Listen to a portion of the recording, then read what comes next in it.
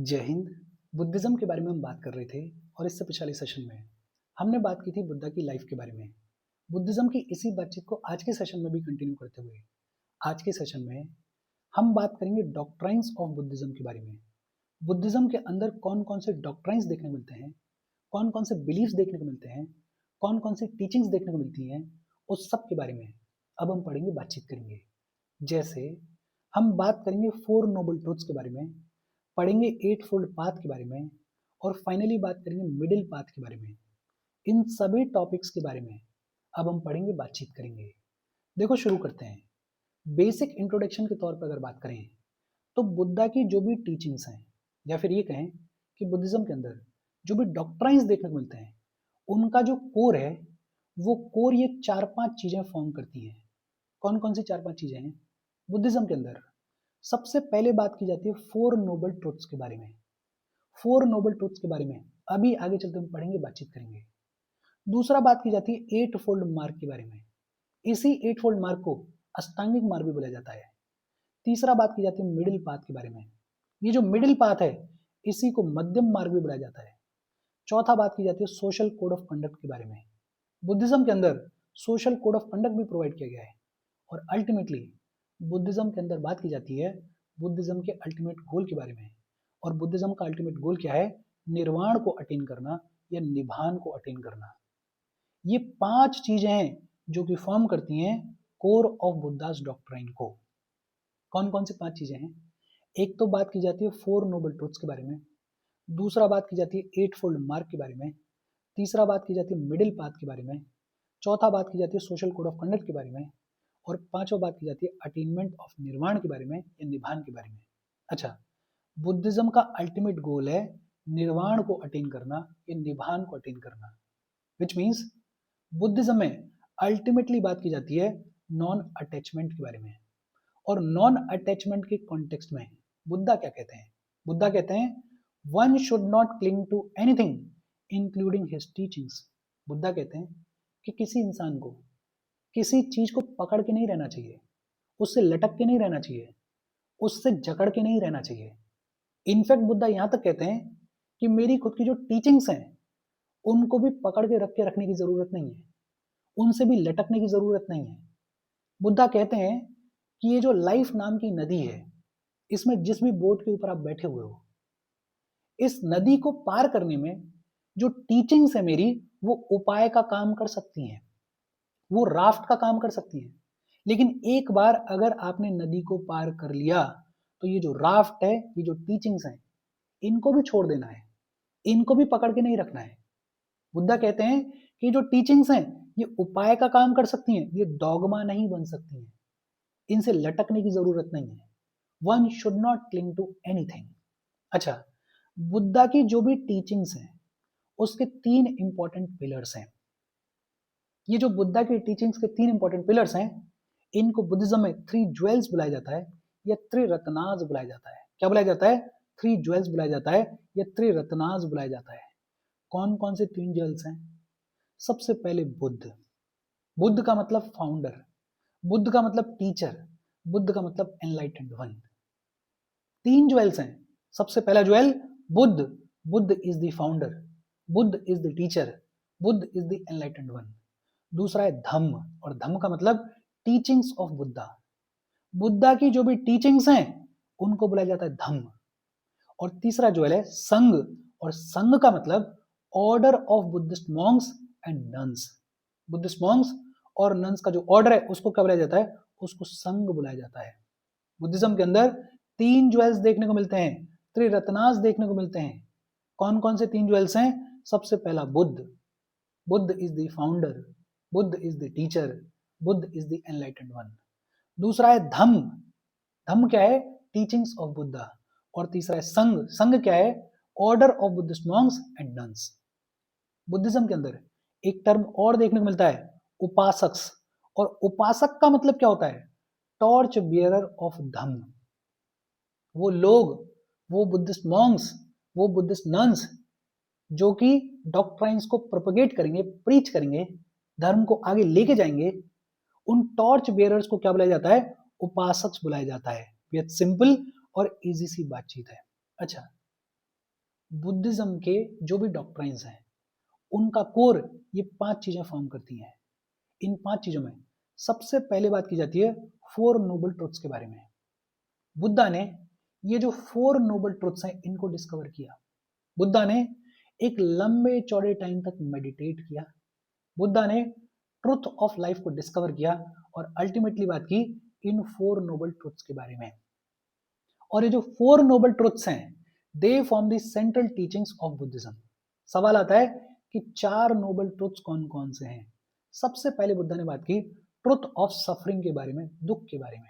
और बुद्धा ने बताया कि अगर जिंदगी है तो सफरिंग होगी ही होगी। Suffering is inevitable. लाइफ है तो लाइफ में दुख मिलेगा ही मिलेगा, सफरिंग होगी ही होगी। दूसरा बुद्धा ने बात की truth of cause of suffering के बारे में, समुदाय के बारे में, कि ये जो सफरिंग है, ये जो दुख है, इसके पीछे कॉज क्या है। और मेन कॉज क्या बताया? डिजायर को बताया, तृष्णा को बताया। आपके अंदर जो चीजों की डिजायर होती है वो desire is the main cause of suffering. तीसरा बुद्धा ने बात की truth of end of suffering, निरोध के बारे में, कि लाइफ है तो सफरिंग होगी, दुख होगा, और ये जो सफरिंग है इसका कॉज क्या है? डिजायर है। लेकिन इस सफरिंग को एंड भी किया जा सकता है, खत्म भी किया जा सकता है। और खत्म कैसे किया जा सकता है? बाय अटेनिंग निर्वाण। और चौथा बुद्धा ने बात की कि ये जो निर्वाण है, इस निर्वाण को अटेन करने का रास्ता क्या है, और उस रास्ते को क्या बुलाया? अष्टांगिक मार्ग बुलाया। प्रॉब्लम बताई, कॉज बताया, उस प्रॉब्लम को कैसे खत्म किया जा सकता है वो बताया, और उस प्रॉब्लम को खत्म करने के लिए जो रास्ता है उसके बारे में बात की। ये 4 नोबल ट्रुथ्स हैं बुद्धिज्म के। कौन कौन से? एक तो कि भैया जिंदगी है तो सफरिंग होगी ही होगी, दुख होगा ही होगा। दूसरा, ये जो सफरिंग है इसके पीछे कॉज क्या है? इसके पीछे कॉज है डिजायर। तीसरा, ये जो सफरिंग है इसको एंड कैसे किया जा सकता है, निरोध कैसे किया जा सकता है? बाय अटेनिंग निर्वाण। और चौथा, वो रास्ता कौन सा है जिस पर चल के आप निर्वाण को अटेन कर सकते हो, और वो रास्ता है अष्टांगिक मार्ग। ये जो अष्टांगिक मार्ग है इसी को 8 फोल्ड पाथ भी बुलाया जाता है। इस अष्टांगिक मार्ग में बुद्धा ने बात की 8 एक्टिविटीज के बारे में। एंड दिस अष्टांगिक मार्ग is more about unlearning rather than learning, कि आपके जीवन काल में आपको जो भी सिखाया गया, आपको जैसे भी कंडीशन किया गया, उसको अनकंडीशन करने की, उसको अनलर्न करने की प्रोसेस है ये अष्टांगिक मार्ग। अष्टांगिक मार्ग में 8 एक्टिविटीज के बारे में बात की जाती है। कौन कौन सी? राइट अंडरस्टैंडिंग के बारे में, राइट थॉट के बारे में, राइट स्पीच के बारे में, राइट एक्शन के बारे में, राइट लाइवलीहुड के बारे में, राइट एफर्ट के बारे में, राइट माइंडफुलनेस के बारे में, और राइट कॉन्सेंट्रेशन के बारे में। ये जो 8 एक्टिविटीज हैं इनके बारे में थोड़ा थोड़ा सा पढ़ लेते हैं। सबसे पहले राइट विजन। और राइट विजन क्या सिग्निफाई करता है? राइट विजन सिग्निफाई करता है परफेक्ट व्यू और understanding of the nature of reality. Reality का परफेक्ट व्यू, रियलिटी की perfect understanding, it comes under right vision. तो आपका जो विजन है वो सही होना चाहिए, समधिति जिसको बुलाया जाता है। दूसरा, राइट थॉट या फिर राइट एटीट्यूड। राइट थॉट या फिर राइट एटीट्यूड से मतलब क्या है? इमोशनल इंटेलिजेंस होना चाहिए, आपके अंदर लव होना चाहिए, आपके अंदर कंपैशन होना चाहिए। तीसरा, राइट स्पीच। और राइट स्पीच से मतलब क्या है? कि आपका जो कम्युनिकेशन है वो क्लियर होना चाहिए, वो सच्चा होना चाहिए, और वो अपलिफ्टिंग होना चाहिए, डिमीनिंग नहीं होना चाहिए, समवाक। चौथा, राइट एक्शन। और राइट एक्शन का मतलब क्या है? Right action basically lays down the ethical foundation of life. और राइट एक्शन के अंदर कई सारी चीजों की बात की गई। एक तो क्या बोला गया कि वायलेंस बिल्कुल भी कमिट नहीं करोगे, violence should not be committed.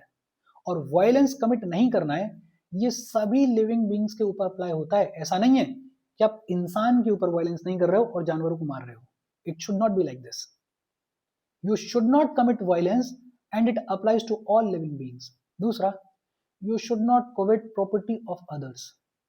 दूसरों की प्रॉपर्टी, दूसरों का जो भी है उसके ऊपर आपको कब्जा नहीं करना चाहिए। आपकी जितनी जरूरत है, जरूरत के हिसाब से आपको चीजों को ओन करना चाहिए। Do not indulge in corrupt practices और sensual behaviour. Sensual behaviour, sexual activities, corrupt practices, उन सब में इंडल्ज नहीं होना है आपको। Do not speak a lie, झूठ नहीं बोलना है।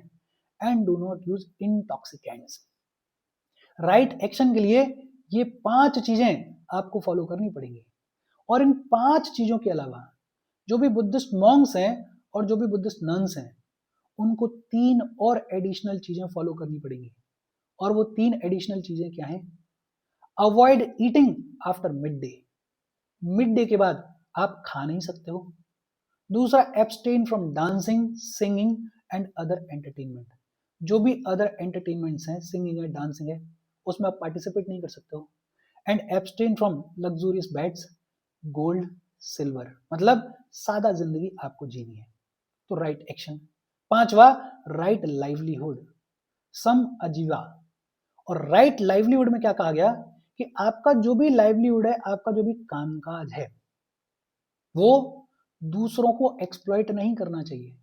कमाई करो, अपने जरूरत के हिसाब से पैसा कमाओ, काम करो, लेकिन you should not exploit others. और आपका जो काम है वो करेक्ट एक्शन के ऊपर बेस्ड होना चाहिए। फिर 6वां, राइट एफर्ट। राइट एफर्ट से मतलब towards path of creativity and healing that leads to conscious evolution. कि आपका कॉन्शियस इवोल्यूशन होना चाहिए, आपकी ग्रोथ होनी चाहिए, आपके अंदर क्रिएटिविटी होनी चाहिए, आपका जो एफर्ट है वो सही होना चाहिए। 7वां, right mindfulness, developing awareness about oneself. कि आपको अपने बारे में जानकारी होनी चाहिए। इनफैक्ट बुद्धिज्म में तो बुद्ध कहते हैं ना कि भगवान तो है ही नहीं। बुद्धिज्म में बुद्ध क्या कहते हैं कि आपके अंदर ही भगवान है, आपके अंदर ही सब कुछ है। और उसी को सिग्निफाई कर रहा है ये right mindfulness, awareness about one self. और लास्ट, राइट कॉन्सेंट्रेशन, सम समाधि, in the sense of enlightenment और बुद्धाहुड। कि अल्टीमेटली आपका गोल क्या है? एनलाइटनमेंट को अटेन करना, निर्वाण को अटेन करना, बुद्धाहुड को अटेन करना। अगर ये 8 चीजें आप जिंदगी में करो तो बुद्ध कहते हैं कि अल्टीमेटली निर्वाण की प्राप्ति हो सकती है। बेहद सिंपल और इजी सी बातचीत है। देखो, ये ऐसी चीजें हैं जिनके बारे में ऑलरेडी हमने कई बार पढ़ा हुआ है, बिकॉज आर्ट एंड कल्चर में भी यही चल रहा है, एंशिएंट एंड मेडिवल में भी यही चल रहा है। बट फायदा है, बुद्धिज्म एंड जैनिज्म बेहद इंपॉर्टेंट टॉपिक्स हैं यूपीएससी प्रीलिम्स के पॉइंट ऑफ व्यू से। इतनी बार रिवाइज कर लिया हमने कि ये चीजें मुझे ऐसा लगता है कि अब तक आपके दिमाग में सेट हो गई होंगी, जो कि अच्छी बात है। तो साथ के साथ इसको निपटाते चलो। अच्छा, हम आगे बढ़े उससे पहले वीडियो पे लाइक के बटन को दबा दो। लाइक दबाना जरूरी है, बिकॉज यूट्यूब ऐसे ही फंक्शन करता है। जब आप वीडियो पे लाइक के बटन को दबाते हो तो यूट्यूब वीडियो को कंसिडर करता है और थोड़ा सा पुश कर देता है। आजकल तो वो हाइप वाला भी ऑप्शन आ गया है, तो वो भी कर सकते हो। शेयर कर दो अपने सोशल मीडिया हैंडल्स पे, व्हाट्सएप वगैरह पे अपने फ्रेंड्स को। जो भी लोग इसमें इंटरेस्टेड है, इससे रिलेटेड पढ़ाई कर रहे हैं, उनको शेयर कर दो। अगर चैनल को सब्सक्राइब नहीं किया है तो फॉर श्योर चैनल को सब्सक्राइब कर लो। और अगर आप केपेबल हो, हेल्प करना चाहते हो, तो आप हमें हेल्प कर सकते हो by clicking on the join button, या फिर आप कंट्रीब्यूट भी कर सकते हो क्यूआर कोड को स्कैन करके। अच्छा, अष्टांगिक मार्ग की कहानी क्या है वो तो हमें समझ में आ गई। अब बात आती है कि बुद्धा ने ये जो मार्ग बताया, इस मार्ग को ऑफन मिडिल पाथ भी बुलाया जाता है। आमतौर पे ये जो पाथ जिसके बारे में बुद्ध बात कर रहे हैं उसको मिडिल पाथ या मध्यम मार्ग भी बुलाया जाता है। और मध्यम मार्ग नाम से ही क्लियर है, बुद्ध क्या कह रहे हैं कि हमें एक्सट्रीम्स के ऊपर नहीं जाना है, हमें एक्सट्रीम एंड्स को नहीं पकड़ना है। ऐसा नहीं है कि आप मेडिटेशन के नाम पे अपनी बॉडी के ऊपर अत्याचार कर रहे हो, ऐसा नहीं होना चाहिए। ऐसा नहीं है कि आप पूरी दुनियादारी को त्याग के सब कुछ छोड़ छाड़ के एक कोने में बैठे हो। और ऐसा भी नहीं होना चाहिए कि आप इतना ज्यादा मटेरियलिस्टिक हो गए कि हर चीज को आप एक्सप्लॉइट कर रहे हो। आपको मध्यम मार्ग पे चलना है, आपको मिडिल पाथ पे चलना है, आपको बीच के रास्ते पे चलना है। और बुद्धा जो है कहते हैं कि अगर कोई 8 फोल्ड पाथ को फॉलो करे, अष्टांगिक मार्ग को फॉलो करे, तो वो निर्वाण को अटेन कर सकता है, वो निभान को अटेन कर सकता है। देखो, निर्वाण हमें समझ में आता है, लिबरेशन के साथ में, मोक्ष के साथ में इसको कंपेयर करके देखा जाता है। निर्वाण के साथ में ही एक टर्म और देखने को मिल रहा है, निभान। अच्छा, अगर आपको याद हो तो हमने बोला था at the age of 80 Buddha passed away, और वो जो इवेंट है उसको परिनिभान बुलाया जाता है। क्या बुलाया जाता है? परिनिभान। वहीं से शब्द आ रहा है निभान। लेकिन ये जो निभान है इसका मतलब ये नहीं है कि आपकी डेथ हो जाए, आप खत्म हो जाओ, आपको छुटकारा मिल जाए इस जीवन से। इसका मतलब अलग है। ये जो निभान है ये पाली वर्ड है, और नी का मतलब होता है नेगेटिव पार्टिकल्स, और वान का मतलब होता है लस्टिंग और कार्विंग। बेसिकली ये जो निभान शब्द है इसका मतलब है डिपार्चर फ्रॉम लस्ट। ये जो निभान शब्द है इसका मतलब है नॉन अटैचमेंट। ये लाइफ को खत्म करने की बात नहीं हो रही है। ये नहीं हो रहा कि जिंदगी खत्म हो गई तो सफरिंग्स खत्म हो जाएंगी। यहां बात हो रही है कि जीते जी आप एक ऐसे स्टेज पे पहुंच गए जहां पे आपको लस्ट नहीं है, जहां पे आपको किसी चीज की क्रेविंग नहीं है, जहां पे आपने नॉन अटैचमेंट को अटेन कर लिया है। और बुद्धिज्म के अंदर जो इंपॉर्टेंट चीजें हैं, बुद्धिज्म इम्परमानेंस को एक्सेप्ट करता है। कहा जाता है ना बुद्धिज्म में कि हर चीज इम्परमानेंट है, कोई चीज ऐसी नहीं है जो कि एवर लास्टिंग हो। हर चीज को खत्म होना है, हर चीज को एंड पे आना है। तो बुद्धिज्म के अंदर इम्परमानेंस को एक्सेप्ट किया जाता है। बुद्धिज्म के अंदर ट्रांसमाइग्रेशन को भी एक्सेप्ट किया जाता है। और ये बड़ी इंटरेस्टिंग बात है। इंटरेस्टिंग क्यों है? क्योंकि बुद्धिज्म के अंदर जो आइडिया ऑफ गॉड है उसको रिजेक्ट किया गया है, भगवान को नहीं मानते हैं।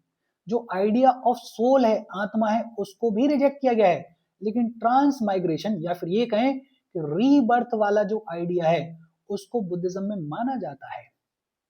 अंडरस्टैंड कि ये जो सोल का आइडिया है इसको रिजेक्ट किया गया है, लेकिन रीबर्थ या ट्रांसमाइग्रेशन वाला जो आइडिया है उसको बुद्धिज्म में एक्सेप्ट किया गया है। विच मीन्स बुद्धिज्म में ये कहा जाता है कि ये जो एक सोल वाली कहानी है कि भाई आत्मा रहती है और वही आत्मा फिर अगले जन्म पैदा होती है किसी दूसरी बॉडी में, ये आइडिया गलत है। सोल वोल कुछ नहीं है, ऐसा कुछ नहीं है कि एक के बाद एक के बाद एक के बाद ये जो सोल है वो नई नई बॉडीज में पैदा हो रहा है। हाँ, अलग इंसान पैदा होता है, रीबर्थ होती है, सोल का परमानेंस नहीं है। तो आइडिया ऑफ सोल को रिजेक्ट किया है, लेकिन रीबर्थ के आइडिया को, ट्रांसमाइग्रेशन को बुद्धिज्म में एक्सेप्ट किया गया है। ये छोटी छोटी चीजें ट्रिकी होती हैं, दिमाग में रखना। बुद्धिज्म में इम्परमानेंस को एक्सेप्ट किया गया है, ट्रांसमाइग्रेशन को, रीबर्थ को भी एक्सेप्ट किया गया है। लेकिन गॉड का जो आइडिया है और सोल का, आत्मा का जो आइडिया है उसको पूरे तरीके से रिजेक्ट किया गया है। बुद्धिज्म के अंदर कहा जाता है कि देखो बहुत सारे रेल्म्स देखने को मिलते हैं, बहुत सारे वर्ड्स देखने को मिलते हैं, और इन रेल्म्स में अलग अलग फॉर्म के बीइंग्स देखने को मिलते हैं। कहीं कोई ह्यूमन बीइंग है, कहीं कोई जानवर है, अलग अलग तरीके के बीइंग्स देखने को मिलते हैं। बुद्धिज्म बात करता है प्राइमरीली 10 रेल्म्स ऑफ बीइंग्स के बारे में। 10 रेल्म्स ऑफ बीइंग के बारे में बात की जाती है बुद्धिज्म के अंदर। बीइंग के 10 वर्ड्स के बारे में बात की जाती है। कौन कौन से? सबसे टॉप पे है Buddha, enlightened one is at the top. सबसे ऊपर कौन है? बुद्ध। बुद्ध से नीचे देखने को मिलते हैं बोधिसत्वा। ये जो बोधिसत्वा हैं they are the enlightened ones, लेकिन ये अभी अर्थ को छोड़ के जाने के तैयार नहीं है, बिकॉज इनका एम है दूसरों की मदद करना। ये जो बोधिसत्व नाम का कॉन्सेप्ट है इसके बारे में ऑलरेडी हमने पढ़ा हुआ है। प्लीज लेट मी नो कि बुद्धिज्म के किस स्कूल में इसके बारे में बात की जाती है। लेकिन हाँ, बोधिसत्व ऐसे लोग जिनको एनलाइटनमेंट की प्राप्ति हो गई है, लेकिन वो ये जो रीबर्थ वाली साइकिल है इसको एस्केप नहीं करना चाहते हैं, बिकॉज उनका एम क्या है कि धरती पे और जितने ज्यादा लोगों की मदद की जा सके उतने ज्यादा लोगों की मदद करो। सबसे टॉप पे बुद्ध, उनसे नीचे बोधिसत्व, उनसे नीचे प्रत्यक बुद्ध। और ये जो प्रत्यक बुद्ध है इसका मतलब है बुद्ध ऑन देयर ओन। ऐसे लोग जो कि खुद से एनलाइटनमेंट के रास्ते पे चल रहे हैं, जिन्होंने किसी टीचर की, किसी गुरु की मदद नहीं ली है, उनको बोलते हैं प्रत्यक बुद्ध। फिर उनके नीचे श्रावक, श्रावक direct disciples of Buddha. Buddha के जो डायरेक्ट डिसाइपल्स हुए उनको श्रावक। 10 रेल्म्स ऑफ बीइंग की बात कर रहे हैं। सबसे टॉप पे कौन है? बुद्ध हैं, उनसे नीचे बोधिसत्व हैं, उनसे नीचे प्रत्यक बुद्ध हैं, उनसे नीचे श्रावक हैं, डायरेक्ट डिसाइपल्स ऑफ बुद्ध हैं। फिर उनसे नीचे हेवनली बीइंग्स हैं जो सुपर ह्यूमन एंजल्स हैं। अगर समझने के लिए कहें तो डेमी गॉड्स वगैरह जो हैं, देवता टाइप के लोग जो हैं, उनको रखा जाएगा हेवनली बीइंग्स की कैटेगरी में। फिर उसके नीचे ह्यूमन बीइंग्स हैं, हम जैसे आम आदमी हैं। ह्यूमन बीइंग से नीचे असुर आते हैं, फाइटिंग स्पिरिट्स आती हैं, दैत्य जो होते हैं जिनको बोल देते हैं हिंदी में, वो असुर जो हैं वो ह्यूमन बीइंग से नीचे आते हैं। फिर असुरों से नीचे बीस्ट आते हैं, और बीस्टों से नीचे प्रेत आते हैं, भूत प्रेत वाला जो प्रेत होता है, वो जो हंगरी घोस्ट होते हैं वो आते हैं। और प्रेतों से नीचे डिप्रेव्ड मैन आते हैं, जो हेलिश बींग्स आते हैं, जो नर्क में रह रहे हैं, वो वाले मैन आते हैं। ये 10 रेल्म्स हैं। और देखो बुद्धिज्म में कहानी ये चलती है कि ह्यूमन बीइंग को एकदम बीच में रखा गया है, ऑलमोस्ट बीच में रखा गया है। अब ह्यूमन बीइंग के पास में ऑप्शन है, वो चाहे तो राइज कर सकता है और बुद्ध के लेवल को अटेन कर सकता है ग्रेजुअली, और वो चाहे तो नीचे की तरफ जा सकता है और अल्टीमेटली हेलिश बीइंग बन सकता है। एक और चीज कही गई बुद्धिज्म में कि किसी भी रेल्म में कोई भी हो, कोई भी बीइंग हो, उस बीइंग में बाकी 9 रेल्म्स देखने को मिलते हैं। ऐसा नहीं है कि अगर कोई मान लेते हैं हेवनली बीइंग है तो उसमें बाकी के जो 9 रेल्म्स हैं, बाकी के जो 9 इमोशंस हैं, इमोशंस शायद शब्द गलत है, लेकिन बाकी के जो 9 क्वालिटीज हैं वो देखने को नहीं मिलेंगे, मिलेंगे, लेकिन हाँ उसमें ये जो हेवनली बीइंग वाली क्वालिटी है ये ज्यादा देखने को मिलेगी। और ह्यूमन बीइंग जो है उसको मिड पॉइंट पर रखा गया है। अब ह्यूमन बीइंग के पास में चॉइस है कि उसको या तो वो चाहे तो बुद्ध के लेवल तक जा सकता है, और अगर उसके काम ऐसे हैं तो अल्टीमेटली हो सकता है कि वो हेल की तरफ चला जाए। और बुद्धिज्म में अभी हम बात कर रहे थे ना कि ट्रांस माइग्रेशन को एक्सेप्ट किया गया है, सोल को एक्सेप्ट नहीं किया गया है, रीबर्थ का जो आइडिया है उसको एक्सेप्ट किया गया है। तो सवाल पूछा गया कि ये जो डिफरेंट लाइफ्स होती हैं इनके बीच में कनेक्शन कैसे स्टैब्लिश होता है। तो बताया गया कि इनके बीच में कनेक्शन कर्म के थ्रू स्टैब्लिश होता है। आपका जो कर्म होता है वो कर्म is the result of an action depending on intention more than the action itself. कि आपका जो कर्म है उस कर्म को करने के पीछे इंटेंशन क्या था आपका, वो ज्यादा मैटर करता है बजाय इसके कि उस कर्म में आपने क्या एक्शन लिया। विच मीन्स कि प्योरिटी ऑफ इंटेंशन की भी बात की जाती है बुद्धिज्म में। और ये जो कर्म है आपका, ये जोड़ता है आपकी डिफरेंट लाइफ्स को, आपकी अलग अलग लाइफ्स को। एक मजे की बात है, बुद्धिज्म में नॉन वायलेंस की बात की गई है, अहिंसा की बात की गई है, लेकिन वेजिटेरियनिज्म की बात नहीं की गई है। इनफैक्ट बुद्धिज्म में जो मॉन्क्स होते हैं they are not forbidden from eating meat. Monks जो हैं वो मीट खा सकते हैं, उनको फॉरबिडन नहीं किया गया है, मीट ईटिंग को फॉरबिडन नहीं किया गया है। तो ये भी अपने आप में इंपॉर्टेंट बात है बिकॉज थोड़ी कैची है। आमतौर पर हम क्या समझते हैं कि भाई मीट तो बैन होगा बुद्धिज्म में, लेकिन ऐसा नहीं है। मॉन्क्स के लिए meat eating is not forbidden. और इसके साथ आज की हमारी बातचीत खत्म हो गई। देखो मुझे ऐसा लगता है आज का ये जो सेशन है ये रिवीजन शॉर्ट में ज्यादा है। अगर आप इसको देख रहे हो तो आपको चीजें बेहतर तरीके से दिमाग में सेट हो रही हैं।